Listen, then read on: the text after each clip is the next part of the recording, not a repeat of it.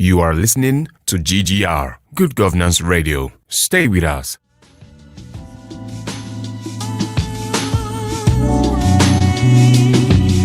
This is the Good Governance Radio.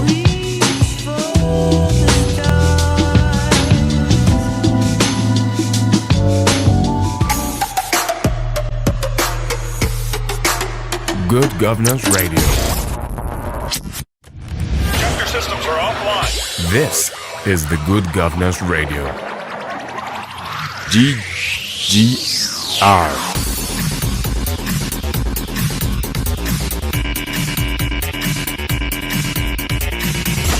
Stay with us.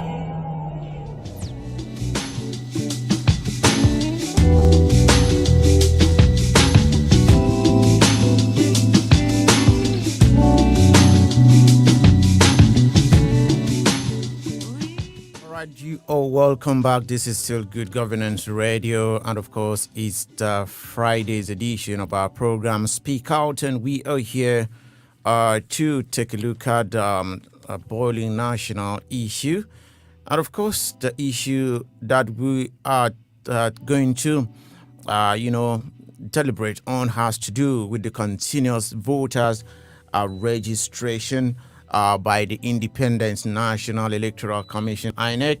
And of course, we are also going to quickly, take a look at the continuous uproar that has greeted or that is surrounding the appointment of Loretta Onoche as the INEC commissioner. Yesterday, she was screened by the Senate. And of course, we've not heard about the possibility of confirmation and all of that. Of course, we're definitely going to, analyze this and then see why is she put under this serious scrutiny, and of course, what could be the implication if, at the end of the day, the Senate confirm her as a commissioner in INEC. All right, but for now, in fact, one of the demands of the youth during the NSAS protests was that INEC should make registration of voters a continuous process. And just about 2 weeks ago, INEC yielded to that particular demand by Nigerians and opened an online voter registration portal that takes care of different complaints and challenges of Nigerians who desire to vote come 2023 and in other election even before 2023. And as of this week, INEC released a summary of how the success that have actually achieved since the online registration started. And they gave a breakdown of how Nigerians have actually responded to this registration. And so far, so good. About 175,849 youths have registered. And the middle age of those that have come out to register stood at 64,141, and the elderlies 17,644 elderly ones have registered, and the older one, that is from 70 and above, about 2,000 have done this. And distribution by gender, 116,712 male have registered so far in the 2 weeks of this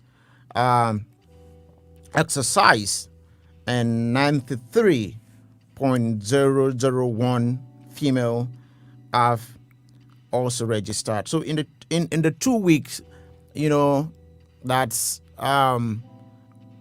this process has started, with this week not inclusive. Of course, it's at the end of this week, that is Friday, possibly by Monday. INEC will also give us a breakdown of what I've achieved and the week on the review.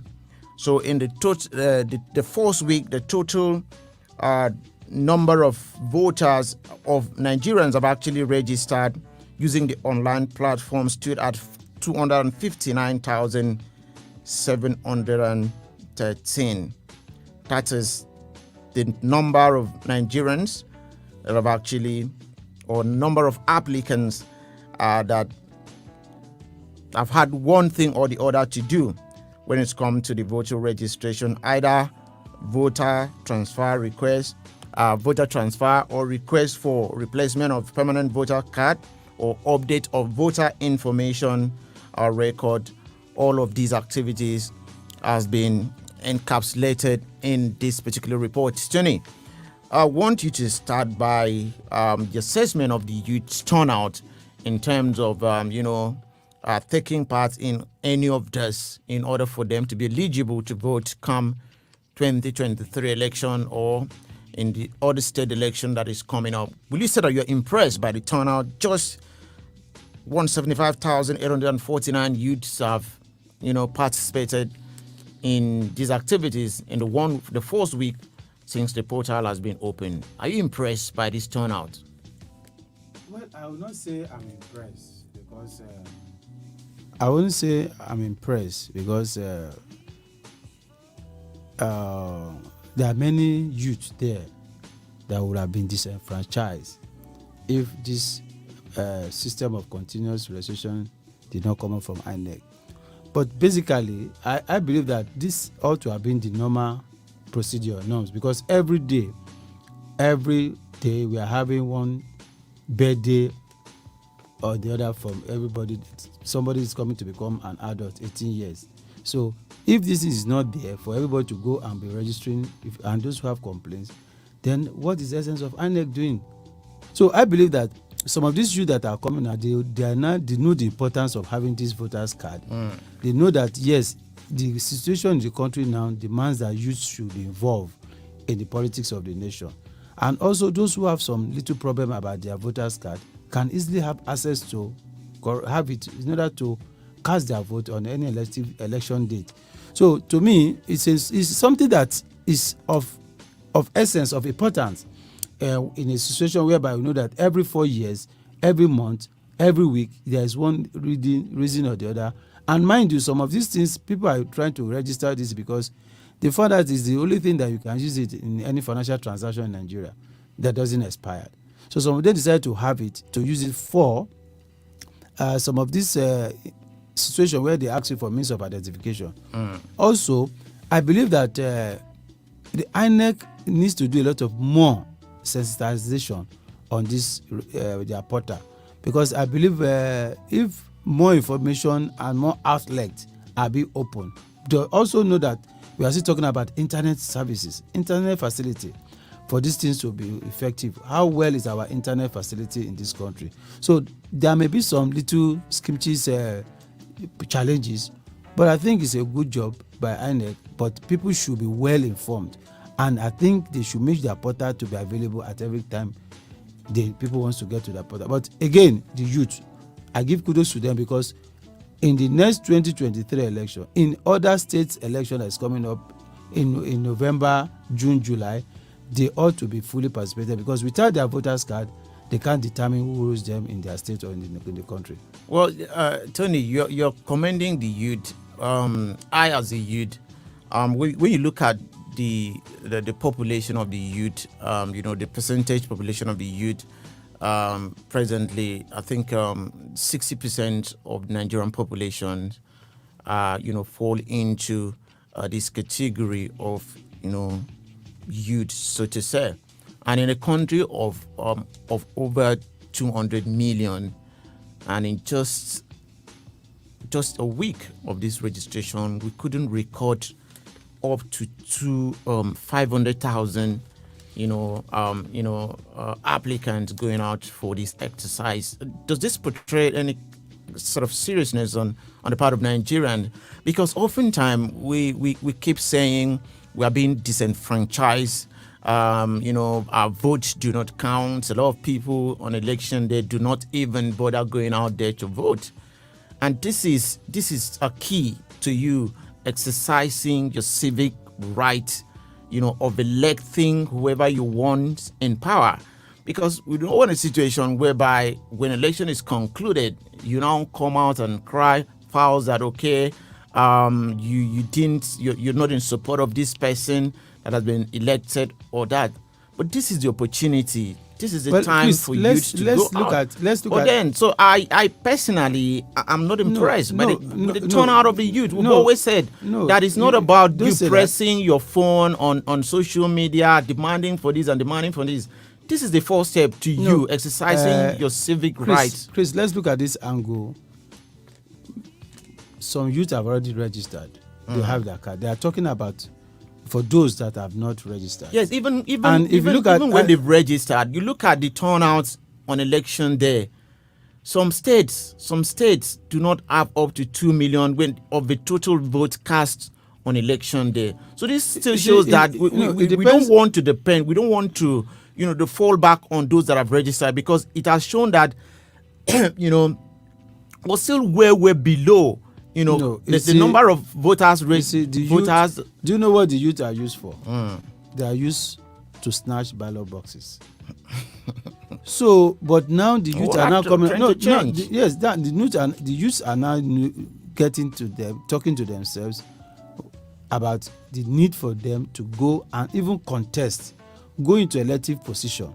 The youth are now coming out to say, let us take this nation, let us get involved, let us not be used. A few days ago, there was a rally in Ekiti State, whereby the youth are coming out and say, enough of thuggery. They should not be used as a thug in the course of doing the election. And this is the reason why you found out that those that felt, I don't have any business to register or to get myself a voter's card, they are now being talked to, and they have felt the reasons of why they should all be a participatory stakeholders in election in the Nigeria. So don't let us look at it as if maybe then their mindset was not in the use of coming over to take power. And if you look at some activities going around now, there has been a lot of youth seminar conferences organized by different sectors to really tell the youth to know that it's not about going on the street that you can get yourself. It's about getting yourself involved. It's about getting the necessary tools that can make you to have a say in the governance of our nation. So I believe that those percentage, in the course of time, you must have seen a lot of people coming out that are coming to register. So I believe that it is just a continuous exercise. I believe that in the next few days, we'll have a number of youth coming out to do registration. But what INEC should do for us is, at every point in time, let us look at what is the population of the youth that have registered from the beginning of 1999 election. Some, like we have in Nigeria, we don't have how to update our record. Some of them must be late, and their name are still there, like what was said in the INEC voters register, that some of their late fathers, brothers, they still find their names, like the Yakowa in Kaduna State. His name is still there in the INEC voters. So we're shuffling and weeding out some names that are well known, that are no more alive, are still in the INEC voters register. So there's a need for INEC to really, but again, how will you know if somebody is late?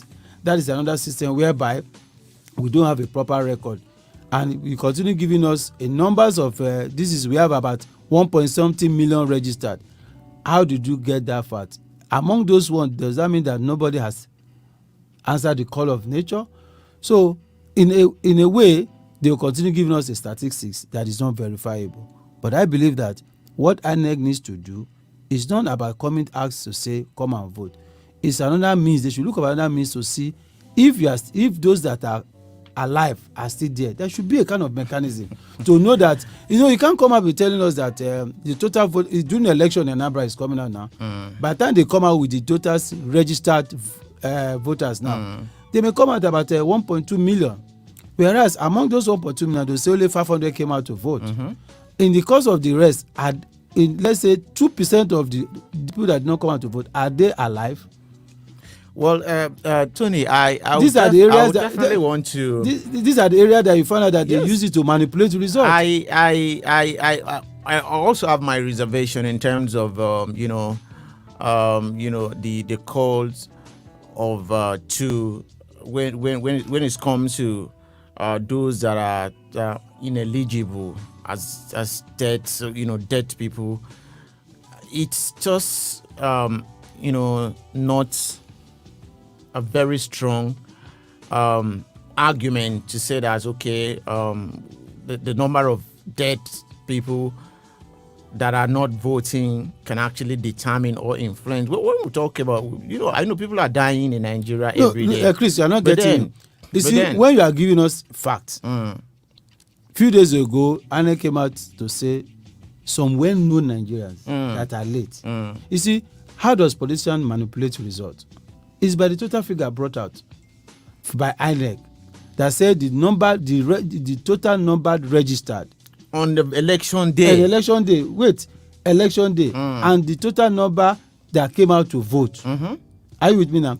And when you find out the politician wants to argue, you see, there is a room for manipulation in our Nigerian politics, which our politicians have capitalized on the loopholes that are there. What we are trying to say is that let INEC find a way to update their data every week. Let them find a means to really know that. You see, by the time you find out somebody come out, they say, okay, maybe at a number of polling units, maybe 500 people came out to register for the election. At the end of the day, somebody might go back home. Before you know, something might not make that person to come out to vote. Well, again. So you find out that there are a lot of things that. Tony, I think that's why the issue of this we have electric voting, electronic voting will be more effective. and that's why that's the very reason why we have the voter card and the card reader, because you can't vote on election day without you being verified by the card reader. So dead people will not. And no, I'm and not the saying total, that. I'm not saying the total see, vote. No, what I'm trying to say is that will be I'm trying to determined say, by those get me, that comes get out me. on that day. When INEC wants to talk about, okay, now INEC said so far 200 and something people have registered. I would Applicants. that is the number given to us, and politicians want to capitalize on that. But within now and the next few weeks, nobody pray for something. Something must have happened to some of them, whether we like it or not. Now, what about the less privileged among us? The people with physical challenge. What is the ratio? No, Tony, at the end of the day, at the end of the exercise, INEC would definitely come up with a comprehensive list of all those that have had one thing or the other to do, I believe they and do give that. us a total figures in terms of those that have You see, validated or those that are eligible to vote. INEC should try as much as possible to have a good data bank of Nigerians that have registered. INEC should have a data bank of those that, you see, because nobody will come and say my father is late. It's nobody say, I know. No, the only way that INEC can determine that someone is dead is that you will not be on election on the poll on election day, because Chris, the card reader, a dead person will not bring Chris, card reader to be do you know that, let me tell validated for. Chris, you are not, well, maybe because you are not into the system to some extent. Do you know that the list, by the time the card reader is reading and has fault, and they say no, we can't do this, use manual. But this is part of the argument that there shouldn't be anything like manual validation. It's either you are cleared, you are validated to vote through the card reader, authenticating your identity, or there's no. You're not going to vote. I was privileged to monitor some elections. I mean, elections in Nigeria, even in Ekiti. I just went. You see, politicians have a way to maneuver. No, things. Tony, I don't want us to dwell on the part of politicians. I'm talking about what INEC is doing right. Let's get to the point of what INEC is doing right. In terms of what they are doing, politicians will always come up with their with their antics and every other thing. So let's just INEC. push them aside. No, Chris. We're talking about Chris, the INEC, body that is INEC, saddled see, with conducting yes, election. INEC What they are putting, the measures they are putting in place, What the measure are they that- on the right track? The measure they are putting can in we place. Nigerians, support these measures so that we can have, a perfect system? Maybe not so perfect system, but at least something close to perfect system You when see, it comes to our electoral Chris, process. Chris, what I want you to understand is, INEC might put. You see, when you are trying to put a policy or a program, you should weigh it very well and look at where the people that you are trying to put this policy will not have a way to rubbish what you are doing. It's very key. Now you ask the continuous registration. It's a normal thing that INEC ought to have put in place right from the beginning. Because today somebody is clocking 18. Tomorrow somebody is clocking 18. It's a normal thing that it shouldn't be now INEC say continuous voter registration. It ought to have been part of the policy right from the beginning. So that's what I'm saying, that there are things that there are times that you bring somebody that underage. Remember sometime during the election, there was rumor that there were some lot of clips that there are underage people voting because there were no avenue for people that are age of that adult age that have not been have the opportunity to vote that year or year before. So what we are saying is that this kind of policy ought to be there right from inception. But if it's not there, that is where you find out somebody that is maybe by nature, if you look at him, you say this person is not up to 18 years. But by birth, it's 18. So what I'm trying to say is that there are some policies that INEC ought to have put in place right from the beginning. Every day there should have been a portal where people, or it means that if you know your age of 18 and you are adult of Nigerian age, constitution age, you go out there and register yourself. It's not like the way they are doing this names now. Right from birth at the hospital, there should be a channel at which you are given a identification number from your hospital, whether private or public. You see, there are some policies that I believe if it is well in place before now, you know that it won't be a problem for us. But where you are now bringing it up now and you are saying that Nigerians they are not doing this, because when you are not used to a system, if you are bringing up the system, you find out that it takes time for people to accept that system. It will take time for people to be part of that system, because you are bringing something that, well, you believe it is now, but people might look at it and say, mind you, after this you have to do a physical capturing. Okay, well, so you see, in totality, it is a good idea. It's a good development, but it's something that INEC ought to have even make it in more advanced way. Makes to be available to everybody. Go to this link. If the link you say I should go to, I'm going to use my data. And someone that could not afford to buy data on his phone, how will he register? Well, Tony, that's will not be enough excuse to justify if we do not. It's not just about data. At least I'm talking about the youth, because I know how much attention and how much time the youth spends on solving the internet.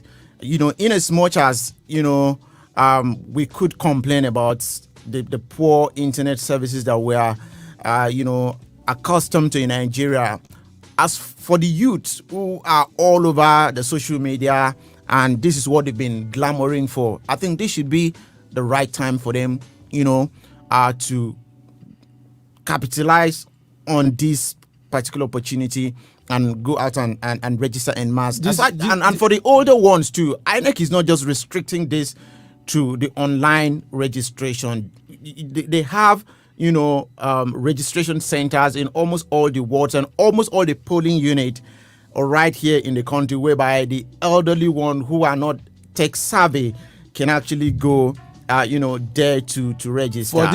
For this exercise to have impact, this is where the political parties has to come out and do a campaign for the youth to go and register. Some youth organizations should also encourage. That's what we're calling The for. youth- That's what we're the asking youth for. organization should also encourage their members to go and Because these are the register. people that are saying 60 years and above should not participate in politics. The so if they are association- not grabbing this opportunity with both hands, who are we going to blame again? The We are saying cultural- from 60, they don't have business. Yes, so I'm just saying that the cultural groups, our social groups, should also encourage the youth there to go and take opportunity to go and register. So it is information that needs to be spread out. It's an information that needs to make sure that the NOA, National Orientation Organization, should do a lot of campaign, mass campaign. Even INEC should do a lot of jingles in a local language so that people can get involved. All right, I think they are doing most of that. We will follow the trends on media houses. We will possibly get to listen to some of these campaign awareness for the online voter registration. Of course, still staying with the electoral body, Loretta Onoche. This seems to be one of the most boiling issues in the Nigerian polity today. The appointment of the SA to the president on new media, talking about Auntie Loretta Onoche as INEC commissioner from Delta State. And of course, yesterday she appeared before the Senate Screening Committee that comprises of the former Senate President, Deputy Senate President Ike Kuremadu, and others who are part of that committee. Yes, she was screened rigorously yesterday, and she defended herself to the best of her ability. And even after that, it has been a whole lot of reaction coming out. A lot of people say, you are from Delta State. Delta State already have a sitting INEC commissioner. It's not supposed to be. And when you look at the state, the region like the South Side, they do not have one. Niger, the Southeast, I beg your pardon, do not have a single representative as a commissioner in INEC. And even the South Side that Loretta is from has a sitting INEC commissioner that is from Delta State. And she also is being nominated from that same Delta State. But then she has come out to say that the woman that is representing Delta State is married to a man in Cross River State. So in a way, she doesn't, automatically represent Delta State. But then, Tony, Loretta said she's been attacked because she abides by the law. She says she followed due process. But then there's also been a lot of reaction. Shehu Sani, who is a former senator, said your denial of APC is baseless. You can't be a commissioner. And PDP came out to say, stop the denial. You are a member of the APC, because Loretta did say that she's no more a member of APC. And I quote, I said, I stopped being part of APC after 2019 election. What do you make of this? Is it a witch hunt, or could this woman just step aside, or could the president recall her nomination just for integrity's sake? What is your reaction to all of this, Nigerians, controversies surrounding this woman's nomination? You see, Nigerians, politicians or Nigerians at times takes out to make an issue out of nothing. Why? The president has his own prerogative power to appoint and nominate, and the National Assembly to screen. Nigerian can, you see, there's nothing or nobody that opposition will not look at and say we don't want this person.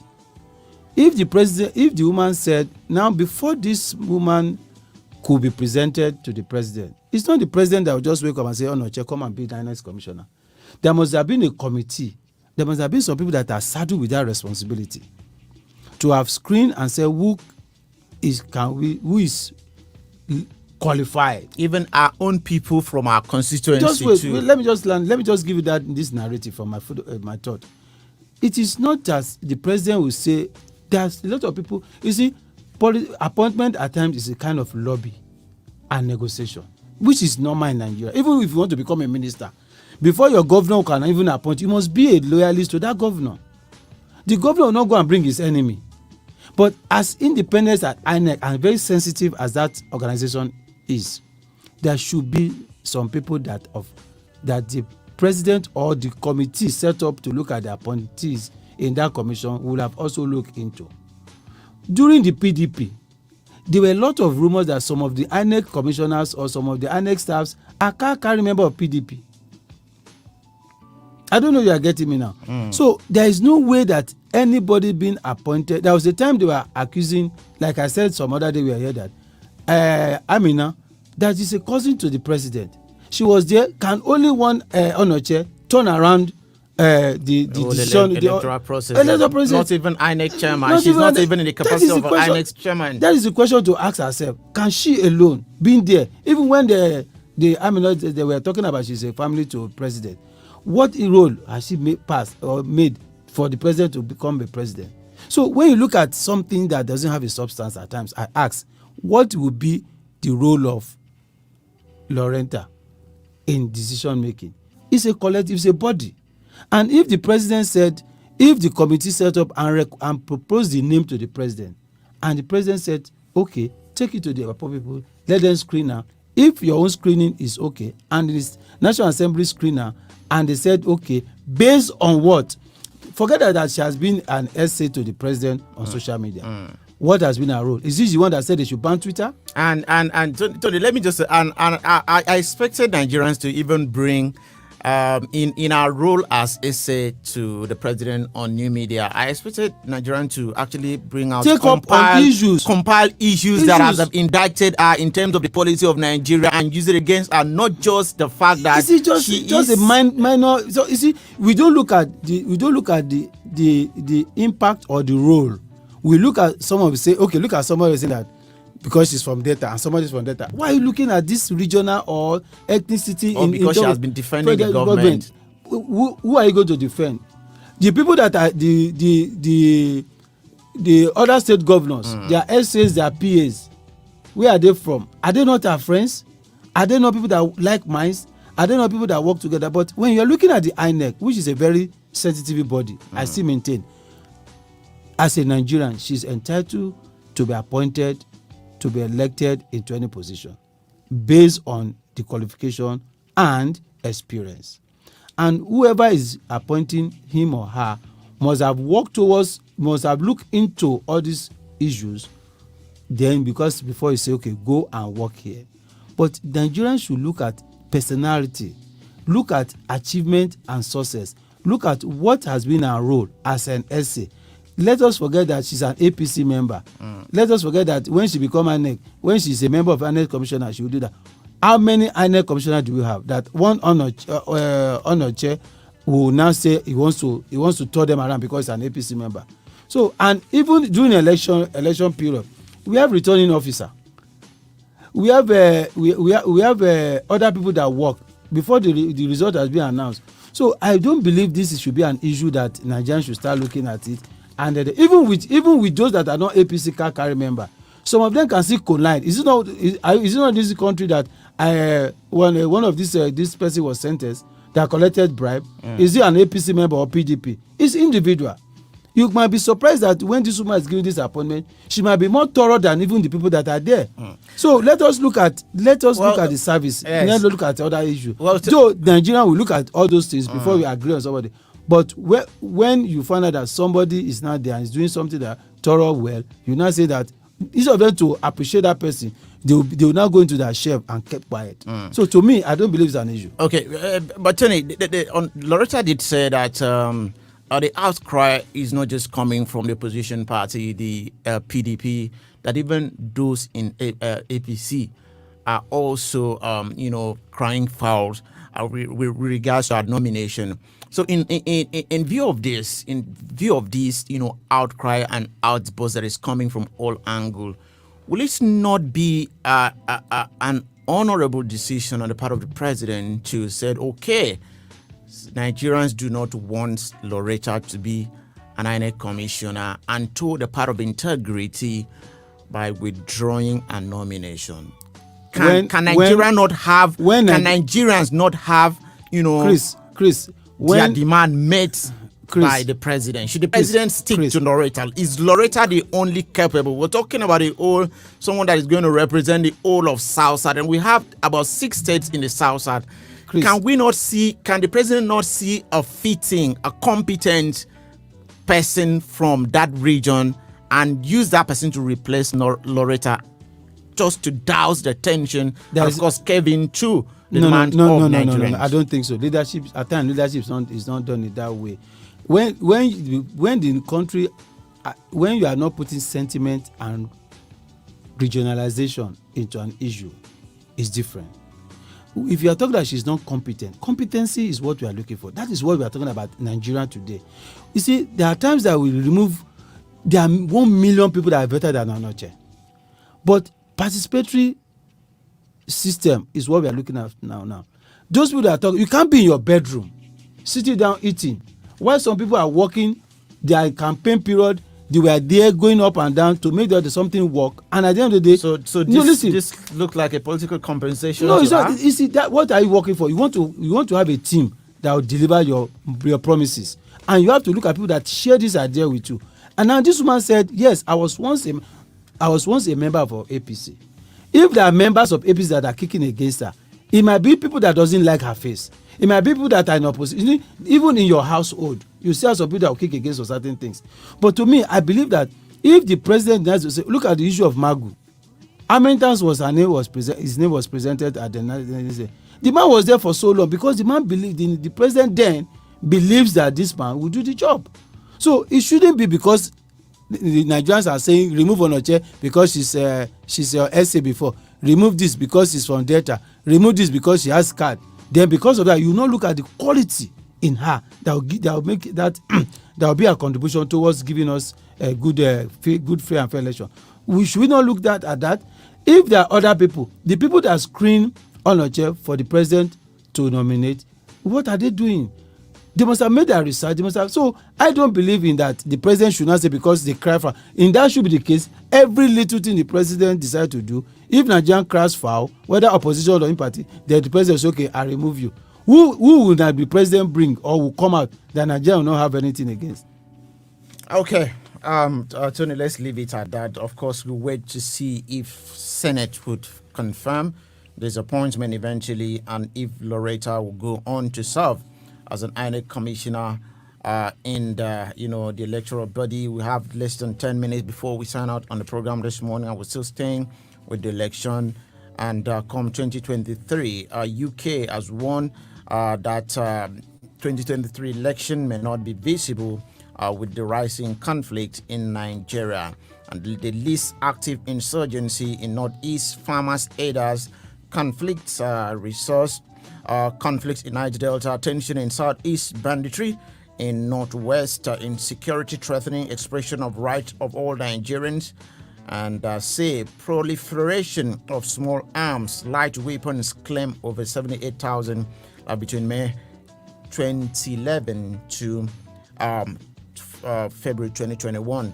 Tony, quickly, in just a few minutes, I wanted to react to this. The list of those challenges that could prevent Nigeria from having election in 2023 has been listed here as the farmer aiders clashes, resource control conflicts in the Niger Delta, tension in the Southeast, banditry in Northwest, and of course, secessionist agitation in the Southwest could all be a stumbling block to us having election in 2023.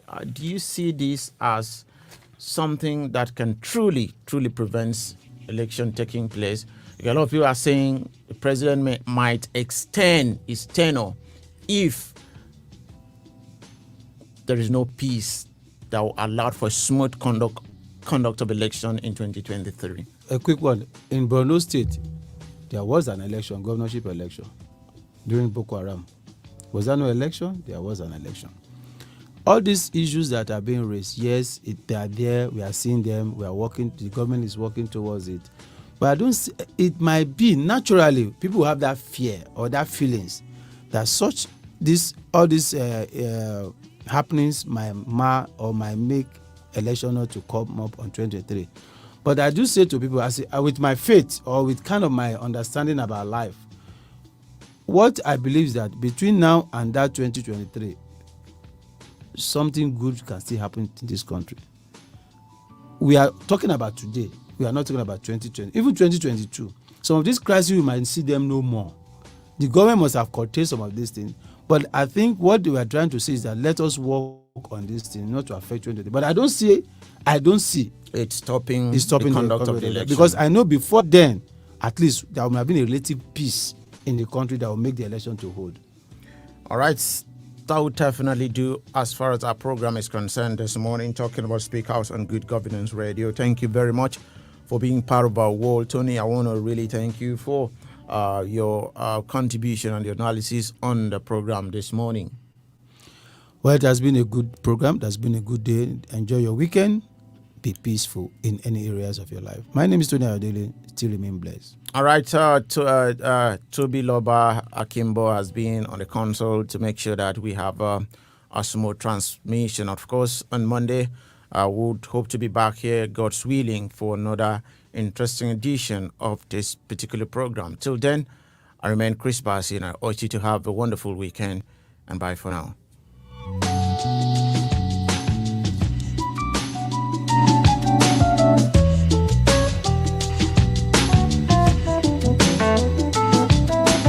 You are listening to GGR, Good Governance Radio. Stay with us.